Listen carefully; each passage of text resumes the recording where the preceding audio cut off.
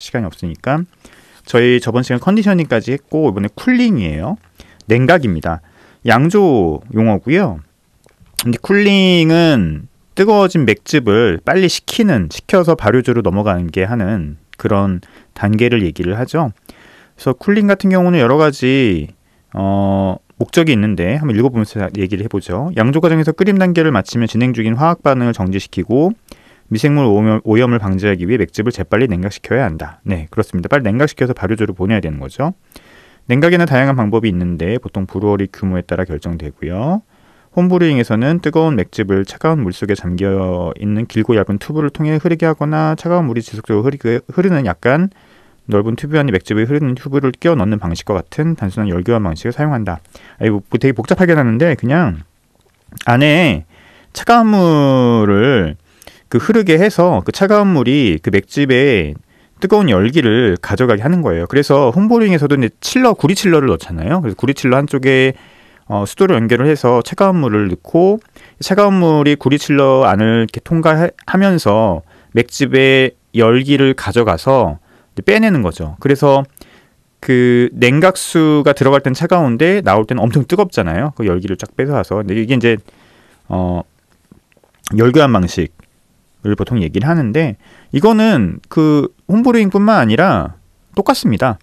똑같고요. 일반 대형 양조장은 또 모르겠어요. 근데 저희처럼 그 소규모 브루어리들은 똑같은 방식을 사용합니다. 그래서 한쪽에서는 물을 이렇게 열 교환기가 있거든요. 그래서 이제 냉각기가 있는데 한쪽에서는 맥즙을 이렇게 나오게 하고 또 한쪽에서는 그 닿는 부분에는 그 차가운 물을 흐르게 해서 물이 맥즙의 열을 빼앗는 방식으로 그렇게 냉각을 급격하게 시킵니다. 그래서 이 냉각수를 일반적인 수돗물로 할 수도 있고요. 글라이콜로 할 수도 있어요. 저는 그냥 수돗물로 합니다. 글라이콜로 해도 되는데 글라이콜은 진짜 냉각수죠. 근데 그냥 수돗물, 그래서 물이 좀 아깝긴 하죠. 한쪽에서 물을 계속 틀어서 또 물을 계속 흘려보내야 되니까. 좀 좋은 시설을 갖춘 곳들은 그 물을 다시 이용할 수도 있겠지만 이용하는 게 또 솔직히 말하면 정답이긴 하죠. 근데 저희는 그런 시스템을 갖고 있지 않고 아니면 글라이콜이라고 이미 차가워진 한 영하 5도, 7도 이렇게 되어 있는 차가워진 그 냉각수를 물 대신에 흘려보내서 그 냉각수가 다시 열을 뺏어서 다시 차가워지고 다시 열을 뺏고 이런 순환을 통해서 냉각시키는 방법을 사용합니다. 이제 냉각기라고 보통 얘기를 하고요. 그래서 순식간에 이제 온도를 낮추죠. 보통 양조가 끝나면 한 80도 이렇게 되는데 그거를 발효조로 바로 한 25도에서 20도 그 사이로 바로 보내야 되기 때문에 냉각기가 반드시 필요하고요. 그래서 그렇게 보시면 될 것 같아요. 그래서 이 냉각의 단계는 여러 가지 목적이 있어요. 일단은 빨리 식혀내는 게 좀 중요하기도 하고 시간을 절약해야 되잖아요. 80도무로 20도까지 낮추면 그냥 자연적으로 낮추게 하려고 하면 시간이 얼마나 오래 걸리겠어요. 그리고 그 낮춰지는 가운데서 또 미생물이 공격할 수 있기 때문에 냉각기 안에서 빨리 낮춰서 발효조를 빨리 보내는 역할을 하고요. 그 보내는 온도는 이제 어떤 맥주를 만들 것이냐에 따라 다르긴 한데 보통 에일은 한 20도, 그 다음에 라거는 한 10도 정도로 낮춰서 보냅니다. 이게 냉각기의 역할이고 다른 건 없어요. 보시면 될 것 같아요. 그리고 쿨십. 쿨십. 요번에 우리 벨기에 투어 갈 때 저희가 볼 거죠. 쿨십. 읽어볼까요? 쿨십은 넓고 평평하며 얕은 오픈 발효조를 의미하며 전통적으로 뜨거운 맥즙을 급격히 냉각하기 위해 사용된다. 그렇죠. 옛날 맥주들은 이렇게 했던 거예요. 옛날 맥주들은 옛날 맥주, 진짜 옛날 맥주죠. 다 끓이고 난 그 맥즙을 쫙 보냅니다. 보내서 넓은 곳에다가 쫙 보내는 거예요. 그러면은 순간적으로 확 떨어지거든요. 온도가. 이게 쿨십이라고 하는 거죠. 여기서 보시면 쿨, 차갑다, 쉽, 배잖아요. 그래서 그런 이름이 좀 붙은 것 같고요. 그래서 예전에 이렇게 오픈 발효를 했던 대부분의 맥주들은 쿨십에서 바로 발효를 진행을 했고 그 과정에서 이제 외부 미생물의 오염도 일어나기도 하고 또 온도 조절을 잘 못해서 맥주가 일정하게 균일하게 나오지 못했던 경우가 이제 옛날 맥주들이죠. 그래서 19세기, 20세기 초반 맥주들하고 지금 맥주들을 바로 비교하는 거는 조금 어불성설이에요. 그러니까 지금 맥주들은 굉장히 깨끗하고 깔끔하고 향미가 일관되고 다양한 향미들을 낼 수 있는데 옛날 맥주들은 아마 안 그랬을 가능성이 굉장히 높습니다. 굉장히 쿰쿰한 향도 많이 나고 신맛도 좀 나고요. 그다음에 맥주의 일관성이 떨어졌을 가능성들이 굉장히 높죠. 쿨십은 외부에 노출되기 때문에 공기 중에 있는 야생 효모와 기타 미생물들이 맥즙에 영향을 미쳐 독특한 캐릭터를 갖는 자연 발효 맥주를 만들 수 있다. 자연 발효 맥주만 만들 수 있는 건 또 아니에요. 슈나이더 바이세 같은 경우도 이런 오픈 발효들을 통해서 맥주를 만들고 있는 경우도 있고요. 그리고 다른 기타 몇몇 맥주들도 이런 쿨십에서 자연적인 오픈 발효를 통해서 맥주를 만들고 있습니다. 근데 그 과정을 잘 컨트롤을 하면 뭐 이렇게 미생물의 오염 안 될 수 있는 거죠. 하지만 이제 지금 쿨십은 대부분 이렇게 람빅을 만드는데 대부분 하나의 대명사가 됐죠. 이제 벨기에 깐띠옹을 가면 이 쿨십을 볼 수 있습니다. 쿨십은 벨기에 람빅과 그 선구자인 브뤼셀인 깐띠옹, 깐띠옹 있네요. 깐띠옹과 매우 관련이 깊지만 미국과도 오랜 역사를 공유한다. 샌프란시스코의 스팀비어는 이름 자체가 옥상 위에서 수증기를 내뿜는 쿨십에서 유래하는데 앵커 브루잉 컴퍼니와 마인스 알라가시는 여전히 이 방식을 사용하고 있다. 네, 이것도 되게 유명하죠. 스팀비어라고 하는 게 이 앵커 브루잉의 대표 맥주죠. 이 스팀비어는 뭐냐면 골든러시, 캘리포니아 골든러시 때 사람들을 위해서 만든 맥주예요. 근데 그 당시 냉장고가 없었거든요. 냉장실이 없었기 때문에 어떻게 맥주를 냉각시켰냐면 맥주를 끓이고 그리고 옥상에 쿨십을 만들었어요. 브루어리 옥상에 쿨십을 쭉 만들어서 맥주를 그쪽으로 쭉 올린 다음에 캘리포니아의 그 바람, 바다에서 오는 바람으로 이 맥즙을 식히는. 그래서 그러다 보니까 이 양주장 위가 항상 그 증기, 수증기로 맨날 뿌였던 거예요. 그걸 보고 사람들이 스팀이라고 불렀던 거죠. 그래서 이 맥주의 스팀비어라고 이제 이름이 붙여진 맥주고요. 그러니까 이게 골드러시 시대 때 냉장고가 없었던 그런 시대 때 노동자를 위해 만들었던 맥주를 의미를 합니다.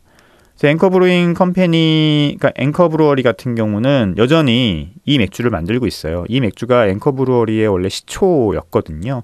지금 우리가 이제 앵커 브루어리 하면은 뭐 리버티 에일이라든지 뭐죠? 올드 포공 같은 어떤 크래프트 맥주의 효시로만 생각하는데 원래는 이 스팀비어가 이 앵커 브루어리의 어떤 그 시그니처 맥주였고요.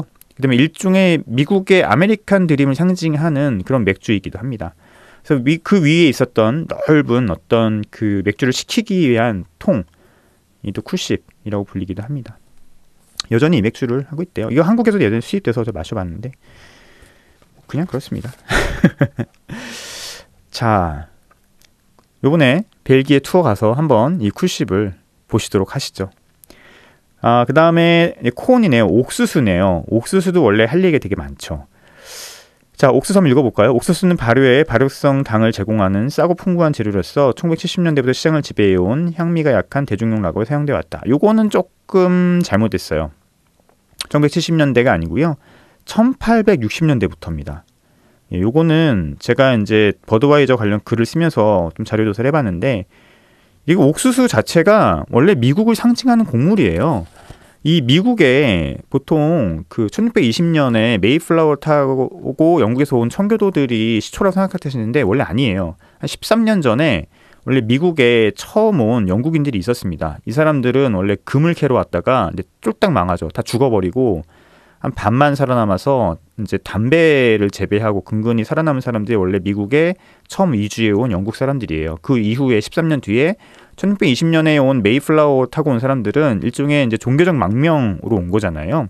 이 사람은 청교도였고, 청교도라 하면 영국의 그 국교인 성공회가 얘네는 뭔가 오염됐어 이러면서 얘네 정화시켜야 돼 했다가 이제 오히려 탄압받으면서 넘어온 사람들인데. 이 사람들이 미국에 왔었을 때 미국이 지금 되게 자원도 많고 풍부한 어떤 그런 공간을 가진 나라로 지금 알려져 있지만 초기에 식민지에 온 이 식민자들, 우리 식민지인이라고 하나? 어쨌든 초기에 온 사람들한테는 굉장히 척박한 땅이었어요.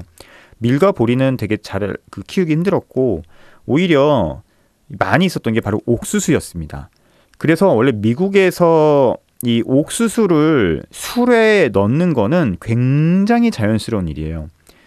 굉장히 자연스러운 일입니다. 원래 맥주라는 게 그 지역의 농산물을 갖고 처음에 만든 거잖아요. 고대 맥주부터 해서. 그래서 옥수수는 굉장히 미국에서는 자연스러운 그 재료였고요. 특히 옥수수를 이용해서 만들었던 술이 주로 이제 증류주, 위스키 종류들이 많았죠. 증류주들이 많았죠. 그래서 이 금주령이 원래는 이 맥주가 아니고 이 옥수수나 이런 것들을 이용해서 만들었던 증류주 때문에 생겼어요.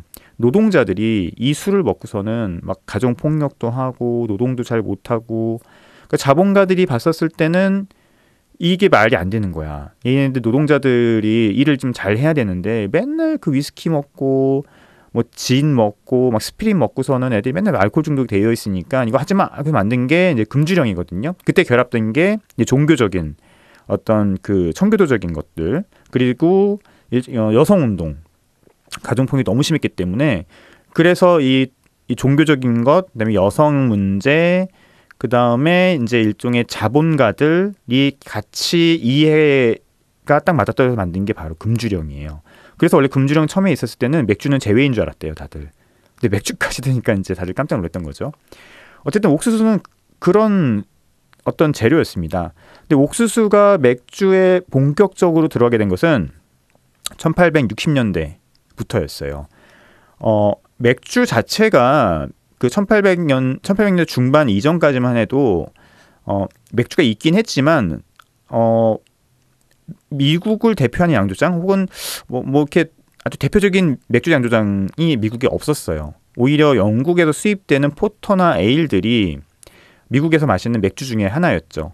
본격적으로 미국 맥주 산업을 바꾼 게 바로 독일 이민자들이었어요. 독일 이민자들이 19세기에 들어오기 시작하면서 이들이 독일에서 이제 유행하기 시작했던 라거, 특히 냉장실 발견되기 시작하면서 본격적으로 이 황금색 라거, 특히 이렇게 깔끔한 라거들을 본격적으로 미국에서 만들기 시작합니다. 처음에 둔켈을 만들었다가 둔켈은 좀 안 맞는다고 생각하고 현대적인 시스템을 도입한 이 황금색 라거를 본격적으로 만들기 시작했고요. 그때 이제 본격적으로 이름을 알린 사람들이 뭐 밀러라든지 쿠얼스라든지 뭐 우리 아노이저 부시의 마더푸스 부시라든지 뭐 이런 사람들인 거죠. 다 독일계 사람들이에요. 그때 양조학자들 다 독일계 사람입니다. 안톤 슈바르츠라든지 뭐 지금 알고 있는 뭐 지벨이라든지 이름 보면은 다 독일 사람들이거든요. 그러니까 독일 양조학자들이랑 독일 양조업자들이 미국으로 이민을 오기 시작하면서 본격적으로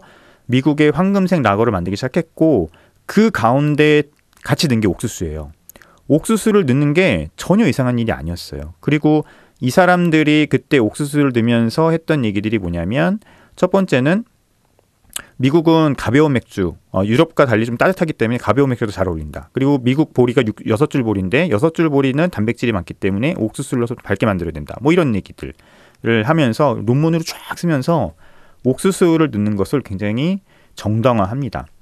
그래서 옥수수는 1840년대, 60년대부터 본격적으로 들어가기 시작했고 1890년대 이후부터는 이 옥수수가 들어간 밝은색 라거가 올몰트 비어를 완전히 밀어내게 돼요. 한 90% 이상 시장을 장악하기 시작합니다. 빨리 넘어가야겠네요.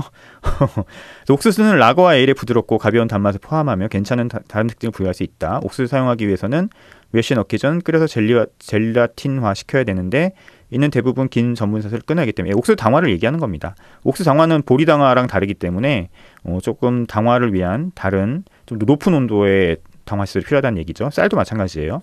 옥수수는 양조의 다양한 형태로 사용된다. 옥수수 몰트, 옥수수 가루, 빻은 옥수수, 옥수수 플레이크, 심지어 옥수수 슈거인, 덱스틴 등이 그 예다. 매쉬에는 적은 비율로 사용되어야 하며 만약에 첨가되면 최종 맥주에서 시더나 솔벤트 같은 이치를 유발할 수 있다. DMS도 좀 유발할 수 있고요. 하여튼 그렇습니다. 옥수수를 넣는 게 되게 자연스러운 것이었고 미국에서는 또 가격이 워낙 싸기 때문에 그리고 이제 이게 1950년대 2차 세계대전 넘어가면서 사람들이 가볍게 가볍게 마실 수 있는 맥주들이 이제 대중 어떤 그 사회를 업고 이제 발전하기 시작하죠. 이런 역사들이 있습니다. 이거는 뭐 시간 내서 제가 한번 쭉 얘기를 해드려야 되는 얘기긴 한데 어쨌든 약간 문화적이고 인문학적인 얘기이기도 하고 맥주 산업 발전에 관한 얘기이기도 한데 나중에 시간 되면 제가 얘기를 해드리도록 하겠습니다. 오늘 맥주 사전 3개밖에 못했네요. 다음에 코넬리우스 케그 하면은 솔직히 이제 C도 끝이거든요. 코넬리우스 케그는 뭐 특별히 얘기할 게 없으니까 간단히 정리하고 이제 드디어 D로 넘어가 보도록 하겠습니다. 날씨가 막 왔다 갔다 해요. 아침에 좀 싸늘했다가 점심에 덥고 다시 저녁에 싸늘하고 일교차가 살짝씩 있는데 건강 조심하시고요. 또 최근에 이제 마스크가 완전히 해제가 되면서 감기 환자들 그리고 코로나 환자들이 다시 급증하고 있다고 합니다. 저희 아들 지금 학교에서도 다들 난리도 아니라고 하네요. 뭐 어쩔 수 없는 거겠죠. 특히 아이들 같은 경우는 한 3년 동안 이 균에 노출되어 있지 않다 보니까 많이 면역성이 떨어진 모양이더라고요. 어쨌든 건강들 다 조심하시고요. 자, 벨기에 맥주 투어는 제가 이제 매주 홍보할 예정이니까 관심 있으신 분들은 이제 저희 협회 인스타나 아니면 이런 것들 좀 봐주시면 좋겠습니다. 건강하시고요. 다음 주에 또 맥주 이야기로 돌아오겠습니다.